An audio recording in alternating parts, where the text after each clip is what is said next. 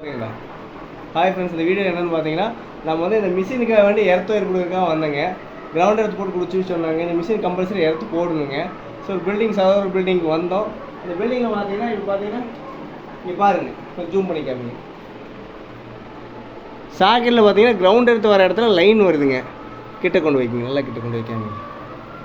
Line வருது. அதே மாதிரி தான் எல்லா பாக்ஸ்லேயுமே எல்லாத்துலையும் லைன் வருது. இங்கே வாங்க, இங்கே பாருங்கள், இதுலேயும் வருதுங்க, இதுலேயும் வருது, பேஸ்லேயும் வருதுங்க, பார்த்தீங்கன்னா கிரவுண்ட் இடத்துலையும் வருது. இதில் நூற்று கரெக்டாக வருதுங்க. யாரோ தவறாக வேலை செஞ்சுருக்குறாங்க. இப்படி வேலை செய்யவே கூடாதுங்க. இது நம்ம வேலையை முடிச்சுட்டு பாருங்க, யாரோ தவறாக வேலை செஞ்சுருக்காங்க. இந்த மாதிரிலாம் வேலை செய்யக்கூடாதுங்க.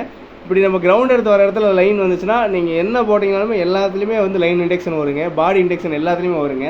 நம்ம கிரவுண்ட் இடத்த எதுக்காக கொடுக்கணும்னா பாடி இண்டெக்ஷன் வரக்கூடாதுக்கான தான் கிரவுண்ட் இடத்தை கொடுக்குறேங்க.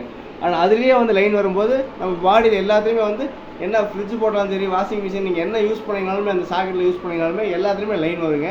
நம்ம அந்த வேலையை தான் கிளியர் பண்ண போகிறோங்க. வேலையை முடிச்சுட்டு அடுத்த வீடியோவில் போட பாருங்கள்.